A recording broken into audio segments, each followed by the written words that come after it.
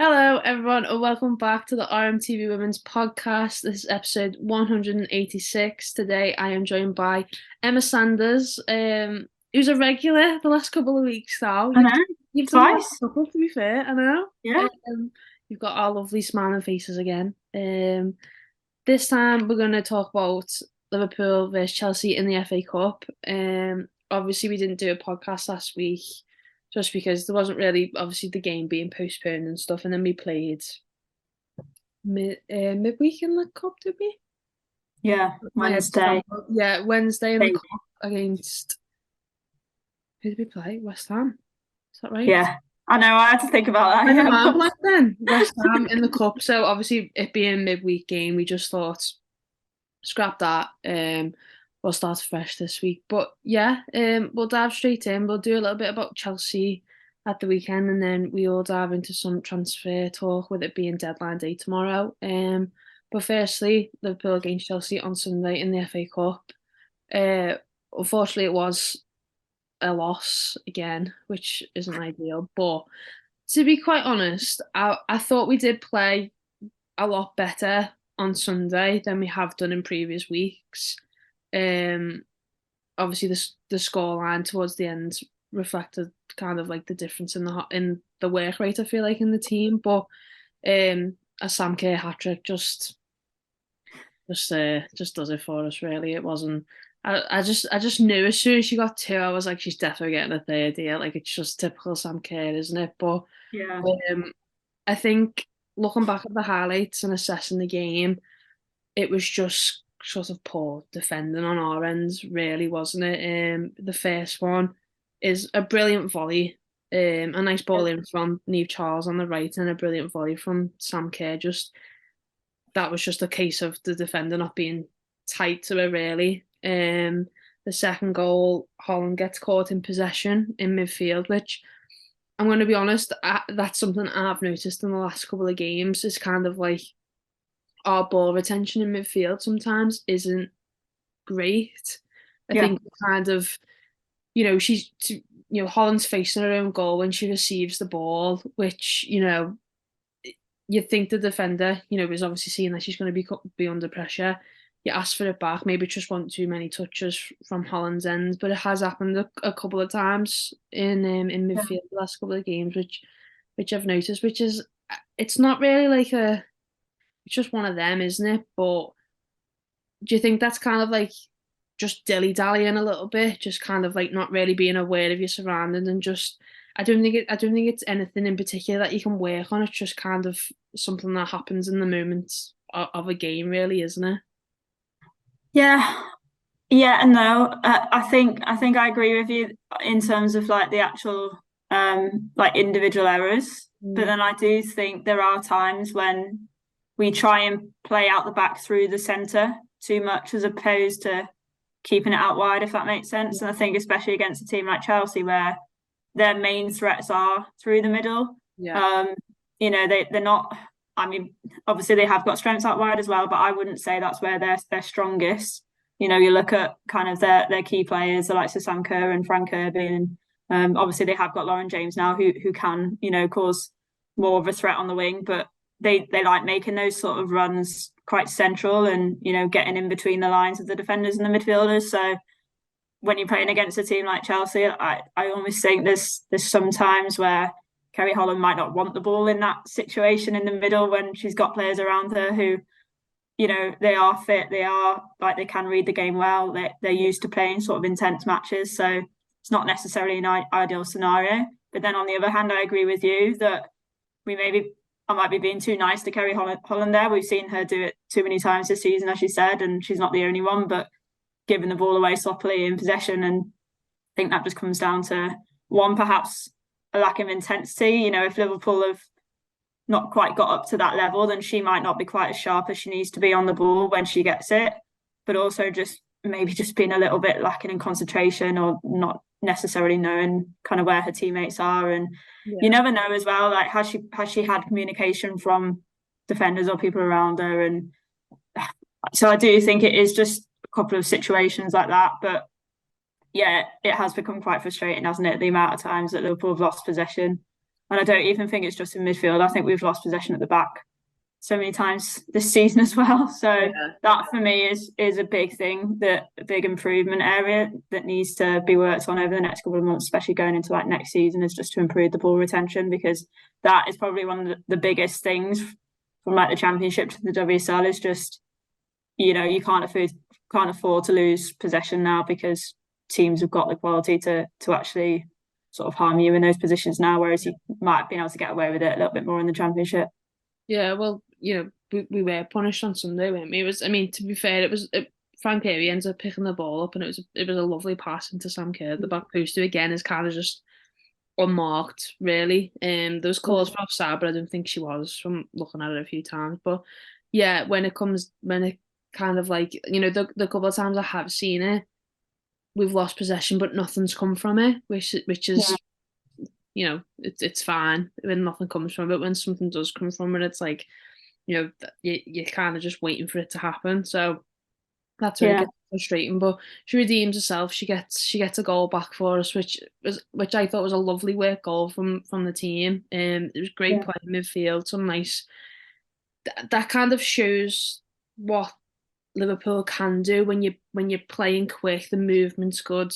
You know, it's basic training, isn't it? If anyone's ever played football, a basic training is you pass the ball, you follow your pass, or you move into the space, and that kind yeah, of goal kind of like was what happens. Someone passes it, they then follow the ball or follow on into the space, and it kind of starts with like Nagano in midfield, and then she ends up picking the ball up out wide again. And then there's just like, nice feet from both hands in the area as well to kind of pull it back and get and give the ball to Holland, who I think she just hits it really just because she's got space. Like she's probably like yeah, thinking, well, I've just got space here. I'm just gonna have to hit it because there's no other pass on, and it works out well. Which is kind of like I love it when midfielders have a shot on goal. They don't yeah, always look to the right or like try and play it forward. Like if you're in space and you're confident enough to do it, have a shot, test the keeper because it paid off for Holland there, but that was kind of like, okay, like here we go, like you've got time now, use that to your advantage, like you've just pulled one back there. But again, Sam Kerr just pops up at the back post for one of the easiest headers she'll probably ever score. But yeah. you, I think that was the worst goal out of the lot for Liverpool to concede. It was so easy for yeah, Sanka. so easy. Like again, just the defender not being tight to her. Like learn from your previous mistake. Like this time it was Robe, but you know just stick to the whole point of like man marking is just stick to your your player. Like Sam Kerr's movement's brilliant anyway. If you just Yeah, watch Sam Kerr for 10 minutes on a football pitch, she just knows where to go at all times. But yeah, yeah, it's dead frustrating when you've got like that little bit of momentum because you've won the ball back, but then someone just shoots you back down again, isn't it? That would kind of have just been like a big deflation for the team in that moment, wouldn't it? yeah. And I think it's sort of compounded by the fact that Liverpool obviously had a bit of a psychological edge in that they obviously beat Chelsea in the first game of the season, so they know that they can beat them. I don't think Chelsea were necessarily, like they certainly weren't complacent. I'd say is that they looked at maybe a little bit concerned by kind of Liverpool and were perhaps a little bit cautious. And when you're having to work really really hard for 90 minutes because you know that you're up against players that are just generally better in terms of the quality, like Sam Kerr is one of the best strikers in the world, sometimes there's nothing you can do about it. But when you work so hard in other moments and then just give away cheap goals like that, it's even more frustrating because it's like, well, you're going to have to work for another half an hour to kind of get the ball to then even have like another chance. And I know you'll come on to this, but fair play. Like obviously they kept going, and we obviously managed to get another one back, Yeah. which was what I liked out of it. Is that even despite any mistakes, the team didn't give up like we saw them do against Man United. So Yeah. that was definitely a progression, and they showed that in parts they could obviously play some nice football and get into good positions. Like the Kerry Holland goal was a perfect example. So it's just more frustrating then when you know that you've got that in your locker, you know that you've beaten Chelsea before, you know that you can deal with certain moments, and then you just have lapses of like concentration and like periods where just give away stupid goals or give away like stupid chances, and you just think like all of that hard work that you've just done, and Yeah, she's just got a free header at the post. literally, yeah. And it's like you said, obviously Bonner comes on and gets her goal, which makes it 3-2, and there's still a couple of minutes left to play there, and it's it only takes 1 second for a goal to happen. So it was always Yeah, kind of like, oh, maybe we will do it, but yeah, it's just kind of like, I don't know. I don't know how you describe it, but it's kind of just like we just didn't have that one little piece like that could have yeah, just made something happen. I mean, Mel Lawley had a shot at the dying seconds, which does test the keeper. But again, it just never seems to fall for us. I feel like we never just seem to get that little bit of luck sometimes that kind of like turned it round for us rather than turning it round for the opposition, if that makes sense. Like, yeah, I don't know, but it's just kind of frustrating now where you're just like, oh, like how many more yeah. times can you go through the same game all the time? And it's just like you're just waiting on that one goal or that one moment to happen, and it just doesn't. But it is what it is at the end of the day. Obviously, going out of two cup competitions in the same week isn't ideal, especially because we've had like a nice run in the cup competitions the last couple of seasons. It's been fun to Yeah, kind of follow along with that. But I think to be honest, the priority is the league. Like we speak about it every week, and but we can't afford to be complacent in the league now. We need to start pushing on and getting points on the board. And yeah, it's really good to be in cup competitions, but I think the way our squad is at the minute and kind of the readjusting back into the WSL and stuff like that is more important than going on a nice big cup run and potentially getting to a final. Like I'd love nothing more than to see us lift silverware, but I know that we're not in that position right now. There's a lot more yeah, better teams and competitions than us. So I think that's kind of like the mindset that the team are probably going to go into now, isn't it? It's just like, okay, well, that's over and done with. Like, let's use the positives from those performances and start kicking on the league now because we need to get some really important points on the board now, don't we? yeah, 100%. I mean, like you say, to go out two competitions and to lose two more games is frustrating, given obviously the run that Liverpool are on. But yeah, I think overall there has been improvements in the last like two performances, certainly from that first one of the year against Man United, and then I think like Nagano's come in and she's looked good. We said, she was probably the one signing that we were quite sort of interested to see how she got on, and she's looked quite good the last couple of games. Added a little bit more creativity, and so that's something going forward. And yeah, I guess the other thing that you kind of would have wanted out of the cup games is, I suppose, it is a good opportunity to give you that confidence back when you are sort of struggling in the league, and you're losing games on the bounce quite frequently. Cup games are a nice chance to just get a little bit of that winning feeling back. And obviously, Liverpool haven't really had that, but I think they were obviously unlucky with the draw. Like to get Chelsea in the FA Cup was unlucky. But obviously we So get obviously Chelsea, have, you know what I mean? yeah, and then obviously West Ham were always going to be like tough competition as well in the Conti Cup, and yeah, I think Liverpool did well in the group stages of the Conti Cup, so they got a little bit of a positive feeling out of that anyway. So I think overall it's been fine. I think the cup competitions have been quite good actually, like you say. I think there are positives to take from it, and I think there's some massive games, huge games in February that you could define the relegation battle in the WSL. Obviously, back-to-back games against Leicester and Reading, so the way round, Reading and Leicester at home. Yeah. So if Liverpool win both of those games, that's a lot of breathing space between kind of them and the bottom. So you would think, obviously, there's other factors that come into play, but they could be massive games come the end of the season. So it is almost like you say a good time to not have that distraction, and with Yeah. injuries in the squad, especially up front. And I know we'll come on to transfers, a little bit, but yeah, it's a good opportunity to just get people fit and just fully concentrate on staying in the league, because it is the ultimate priority.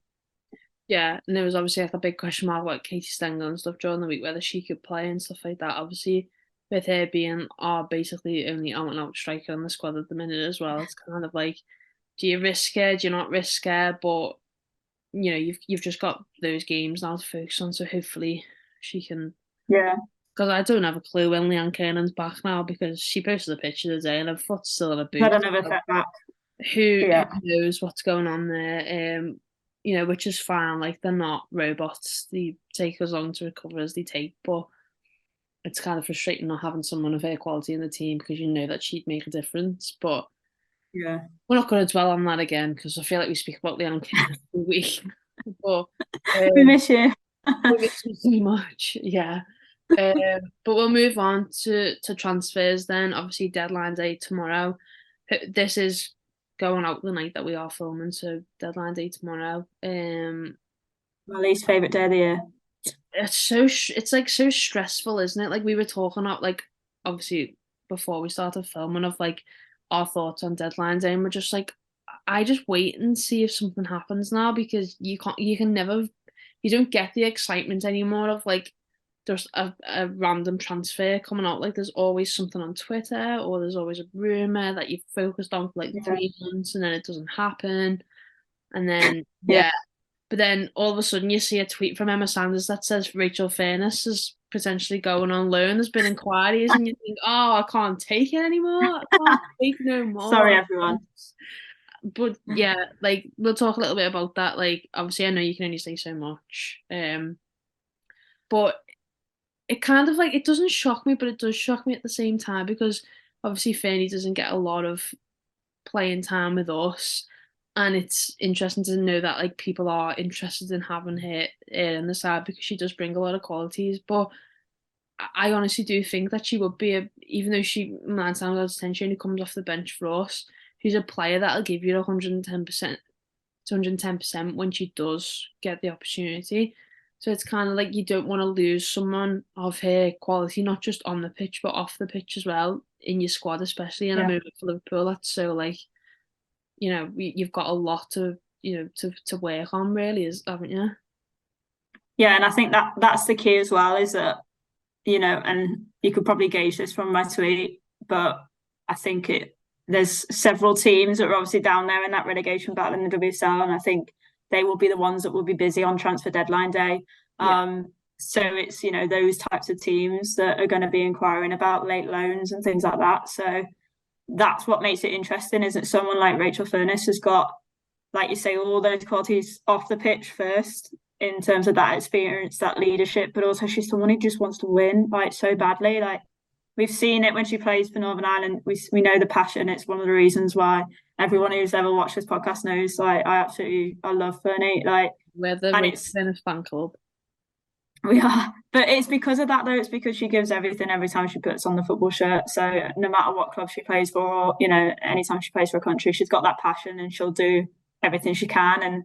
And that's all I ever want to see in a footballer. And Yeah. if you're in a relegation battle, that's all you want from the players in your team.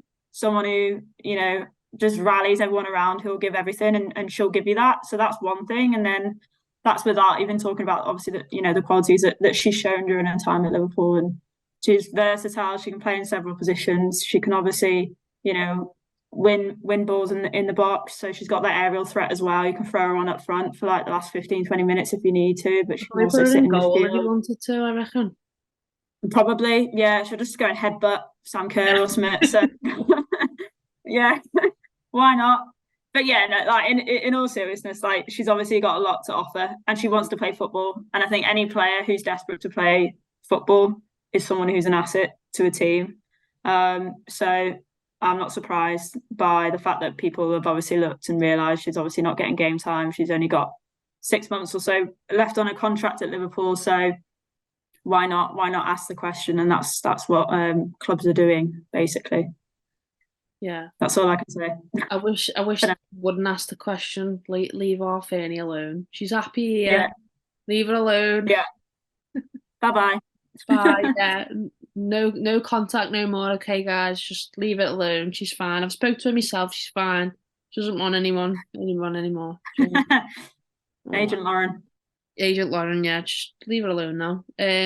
But yeah, there was also mention of Liverpool potentially wanting a forward. Again, I know you can't say all the details, but it's obviously interesting to me because you've had a long time to pick a Yeah. forward, and then all of a sudden it's like, oh, it's the window shuts in 24 hours. I think we should, get the ball rolling on this. And it's like, how long have you had to discuss these things? And obviously you don't know what happens behind the scenes and whatever else, but um, it's interesting that maybe that is because Leanne Kernan's, injury status or whatever it is set back a little bit, and we do need another striker in the squad. Like, you can't deny that, but it's who you go for then. Like, what type of player is going to come in, and how are they going to help the team and stuff. But any hints, Emma, and you can give us any riddles that we can try and work out. Well, I will confirm that it is basically mainly because obviously Lan Kiernan's had a setback, but also Shanice van der Sandon's obviously picked up an injury. Actually, it's all been on record really. Like, Beardy's pretty much been quite straight about it.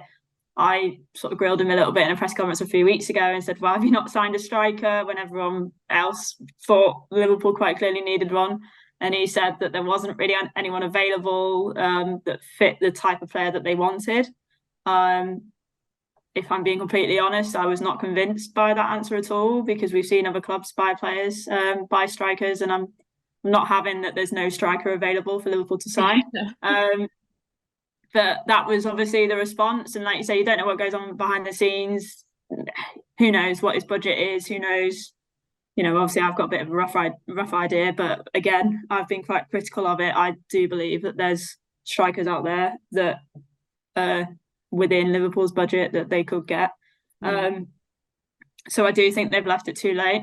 So now it's probably strikers that they're looking to maybe bring in on loan, or as I mentioned before, there's going to be lots of sort of movement down at the bottom of the table. So there could be a bit of a domino effect. If some clubs need to make room for other players coming in, then they might offer some players out on loan, or they might mutually terminate contracts to allow some more space in squad caps, things like that. So I think there'll be lots of talks going on between maybe, let's say, 6-7 clubs around kind of maybe bottom half of the WSL, maybe a few championship clubs around sort of, whether or not they can take a few players away, what space they can fill and all that kind of thing. So I do think there will be movement tomorrow, but there could be like a lot of running around, a lot of talk, and nothing getting done in time, and therefore nothing happening. Yeah. It could be the complete opposite, where one thing gets done, which opens the door for another thing, and opens the door for another thing. So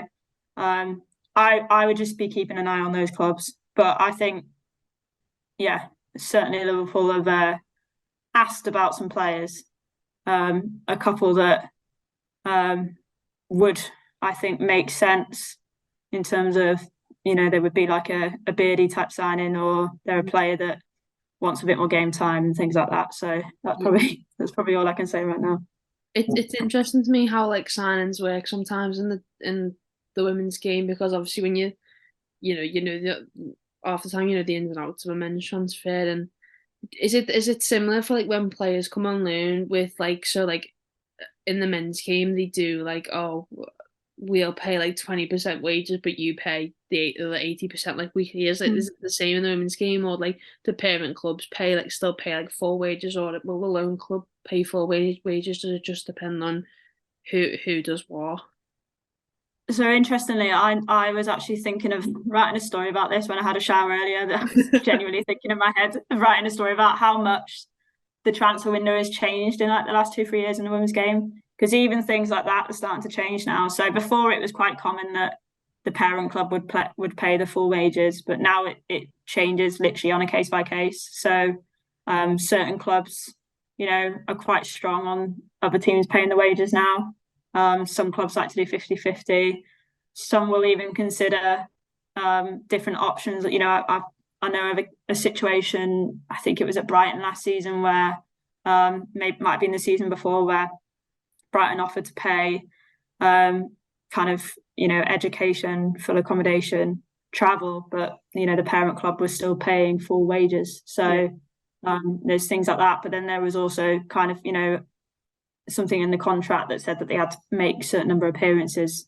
Otherwise, certain costs wouldn't be met and things like that. And then this January has actually been very interesting, because for the first time I've known of multiple cases of clubs asking for fees for loan players, i.e. not just wages, like they want a lump sum because, you know, there might have been something in the contract where there was a potential to buy option, which I've not really seen in the WSL much. So Jade Moore, her loan signing from Man United to Reading, for example, before Tottenham went in for Mana Iwabuchi, I was told that Tottenham were sort of the favourites really to kind of bring in Jade Moore. I know that they had lengthy discussions about bringing her in. Man United wanted fees, and then Mana Iwabuchi sort of became available and was a little bit more cost effective. And obviously the quality, she's such a good player that Tottenham couldn't really turn down that opportunity. And then sort of inquired again about Jade Moore, and Man United wanted certain fees, and Tottenham were like, I think we'll be fine. And then Reading have obviously come in, and I know Man United are definitely a club that have started asking for fees on loan players. So and they're not alone in that. So that is something that's changing. So yeah, sorry, that's quite a long-winded answer, but it's interesting because it's like it's good to see it from like a business perspective as well for clubs as well, because they're thinking, well, what else? What other benefits are we getting? Because you're getting our player on loan, but then like, what are we getting in return? Like, you know what I mean? So it's interesting to think about it, because obviously there's so much that goes into it that you just think, oh, it's just a straight player to another team. That team pays the wages and everything else with it, and the other team just don't do anything because it's like, well, she's not our player. But it's interesting to see how different clubs work, and especially like if you're thinking from a Liverpool's perspective that like maybe our budget isn't as big, and in terms of like wage wise, have we got an offload player in order to bring another player in to kind of weigh out, balance out the wages kind of thing. So. Well, Liverpool's a good example because, like last season, for example, when Liverpool were in the Championship, Liverpool's wages were definitely among the highest brackets, in the league. So any players that you were looking to loan out Liverpool last season, you were struggling really to be asking other Championship clubs to pay wages. So that's perhaps why some players, maybe struggled for game time in the last 6 months because, they couldn't go out on loan in January. I know that there was definitely a few players that were looking at going out on loan in January whose contracts were expiring in the summer. And those moves didn't necessarily transpire because of wages. But it is different. Like Grace Clinton, who's gone on loan at Bristol City from Manchester United, is a great example because Manchester United brought her in for quite a big fee from Everton. She hasn't played for like 6 months, but she's obviously a young player. They're desperate for her to get game time. So there's no way Bristol City will be paying 100% of Grace Clinton's Man United wages. So there would have been conversations there. So yeah, it is a very interesting one, but that is massively developing actually. There is more and more sort of fees and money coming into play in transfer windows now in the women's game, which I think is healthy overall. The loan one is, I know that's quite controversial, clubs asking for money for loans, but I'm not against it, which do what you got to do, haven't you? I think so. It's business, isn't it? So exactly, like that sometimes can be the difference in a club being able to do something else that helps their team. So it's like, well, you've got to think of the benefits. How is it going to benefit them as well as the player? Do you know what I mean? So it's because at the end of the day, it's a business, isn't it? That's just, and I think in order for the women's game to kind of grow in the way that we want it to, those kind of things have to happen. It's got to generate its own money. It's got to generate its own business. Yeah, exactly. So I think it's interesting. I mean, if you want to write that article, I'd definitely read it. So good. Yeah, if anyone wants me to write it, comment. Yeah, I'm like interested in all that kind of stuff, like how, like the mechanics of how everything works. Is just like I just love to know the business plan of like a football club, just to see how everything runs for a day, because I'm just like, what happens? It's so interesting. But yeah, I think we'll round up there. We've only got a couple of minutes left on the Zoom anyway. But yeah, thank you very much for joining me, Emma. Thanks for having me on. We'll probably see you next week as well at this rate. I'm a regular. A regular, yeah. We'll have to change the profile picture on this and just add you into it as well. Yeah, I should start asking for fees, seeing as we're just talking about business. But I should have like an appearance fee. My parents' fee. I pay you with the pleasure of my company. Yeah, okay. Yeah. But yeah, thank you very much for joining me, and thank you everyone for watching. Remember to like the video, comment, subscribe to the channel. Hopefully we'll see some transfers tomorrow. Hopefully Rachel Furness is still on the Liverpool shirt. Fingers crossed. I hope so, but who knows? But yeah, thank you very much for watching. Remember to like the video, comment, subscribe to the channel, and we will see you all next time with a new podcast. Bye. Bye.